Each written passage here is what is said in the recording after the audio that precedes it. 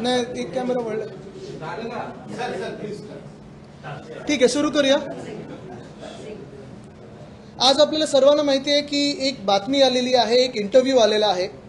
ते म्हणजे उत्तर मुंबईचे जे अधिकृत भाजपचे उमेदवार आहेत पियुष गोयलजी, ह्यांचा काल इंटरव्ह्यू झाला आणि एका महत्त्वाच्या न्यूजपेपरमध्ये त्यांनी ह्या इंटरव्ह्यूमध्ये सांगितलेलं आहे की त्यांचं स्वप्न असं आहे की मुंबईतले सगळे जे झोपडपट्ट्या आहेत त्या काढून टाकायच्या आणि कदाचित त्यांना सॉल्ट पॅन लँड्सवर नेऊन सोडायचं. मुख्य गोष्ट हीच आहे की अनेक वेळा आपण पाहिलेलं आहे की मुंबईतल्या सगळ्याच्या झोपडपट्टी पुनर्वसनच्या योजना आहेत. काही काही ठिकाणी त्या योजना मार्गी लागलेल्या आहेत, काही काही ठिकाणी सक्सेसफुल आहेत, काही काही ठिकाणी अजून प्रक्रियेत आहेत. ही प्रक्रिया जी चालू असते ती तिकडच्या स्थानिक लोकांच्याच परवानगीशिवाय पुढे काही होऊ शकत नाही. त्यांचा आवाज हा महत्त्वाचा आहे. हे बिल्डरांना देखील माहिती आहे, हे SRAच्या पूर्ण जी काही यंत्रणा त्याला माहिती आहे आणि सरकारला माहिती आहे. पण आता कुठेतरी 10 वर्ष केंद्र सरकारची होत असताना आणि ती 10 वर्ष आपल्याला माहिती आहेत हुकुमशाही प्रत्येक वर्षात वाढत गेलेली आहे. हे सगळं होत असताना मुंबईला कुठेतरी खोटं बोलायचं, भूलथापा मारायच्या आणि एक ही भीतीदायक योजना, ही एकदम भयानक योजना मुंबईत आणणं आणि ही मुंबईत म्हणजे इतर सर्व शहरांमध्ये पण आणणं, हे किती धोकादायक आहे तुम्ही विचार करा. जे झोपडपट्टीत राहतात, जे स्लम सोसायटीजमध्ये राहतात, आपल्या सर्वांना माहिती आहे त्यांचे रोजगार हे आजूबाजूलाच असतात. नोकऱ्या असतील, स्थानिक रोजगार असतील, स्थानिक काही उद्योग असतील, ह्या सगळ्यातून त्यांना खेचून बळजबरी घ्यायचं आणि मुंबईचे जे सॉल्ट पॅन लँड्स आहेत, मिठागरं आहेत, तिथे नेऊन सोडायचं. हा प्लॅन भाजपच्या आज लोकांसमोर आलेला आहे. आपल्याला आठवत असेल हेच ते मंत्री आहेत ज्यांच्याकडे सॉल्ट पॅन लँड होती जेव्हा आम्ही मुंबईसाठी, मुंबई मेट्रोसाठी कारशेड कांजूरमार्गला मागत होतो. तेव्हा 3, 6, 4 आणि 14 ह्या 4 कारशेड मुंबईचे 10,000 कोटी वाचून एका ठिकाणी झाले असते, महाराष्ट्राचे 10,000 कोटी वाचून एका ठिकाणी झाले असते. तेव्हा ह्यांच्याच खात्याने त्या आमच्या प्रपोजलला विरोध केला होता, प्रस्तावाला विरोध केला होता.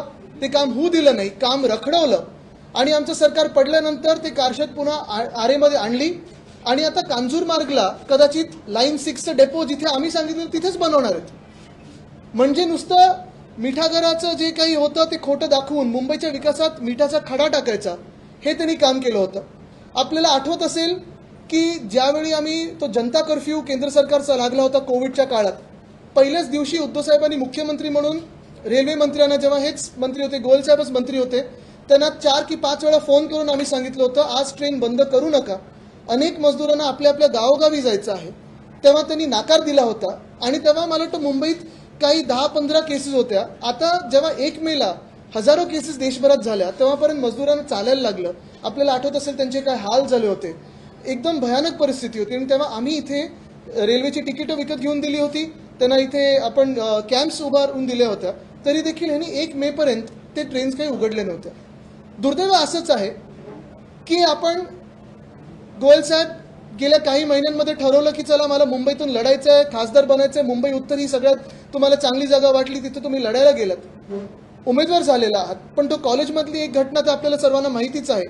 पण ही दुर्दैवी गोष्ट लोकांसमोर आली. कदाचित आपण स्पष्टीकरण द्याल, कदाचित आपण हा विषय मागे घ्याल, पण तुमच्या मनात जे आहे ते लोकांसमोर आलेलं आहे. अनेक वेळा भाजपकडून वचनं या जनतेला आणि देशाच्या नागरिकांना दिली होती की 2022 पर्यंत सगळ्यांना आम्ही घरं देऊ. ते वचन पूर्ण झालेलं नाहीये.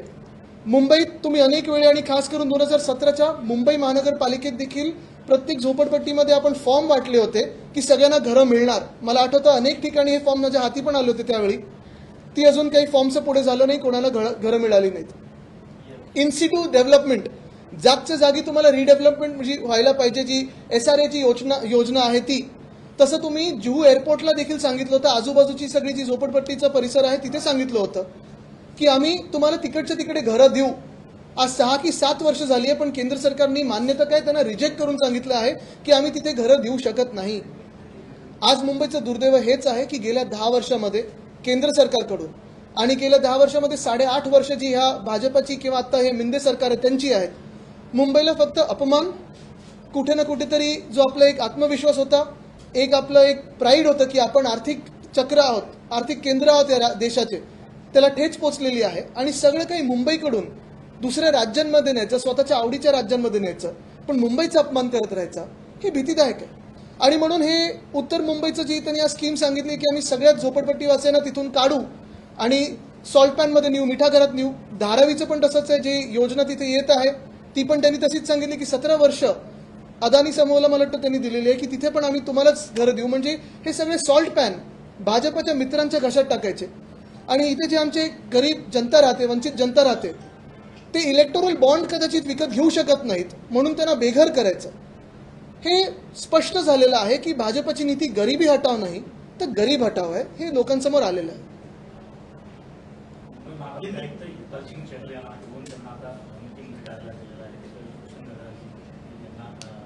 मी त्याच्यावर अजून काही 2-3 घोटाळे माझ्या हातात आलेले आहेत, पण आत्ता मी बोलणार नाही, त्याच्यात पुढच्या आठवड्यात बोलू. कारण आज मला वाटतं ह्याच्यापेक्षा महत्त्वाचा विषय नाहीये. मुंबईत लाखो जनता जी मेहनत करते, जे मजदूर असतील, जे अनेक वेळा काम करत असतात, विकसित भारत हे जे काही पोर्ट्रेयल चाललेलं आहे त्या विकासामध्ये ह्यांचा सगळ्यात मोठा हात आहे. ही लोक दिवस रात्र न बघता काम करत असतात, मेहनत करत असतात. आणि तुमचं स्वप्न जर असेल की जिंकून आल्यानंतर, मुंबई जिंकल्यानंतर, देश जिंकल्यानंतर आम्ही या सगळ्या झोपडपट्टीवासियांना इथून काढू आणि मिठागरांमध्ये सोडून देऊ, कॅम्प्स बनवू त्यांचे, ही जी काही हुकुमशाही ती आम्ही मुंबईत चालू देणार नाही, महाराष्ट्रात चालू देणार नाही.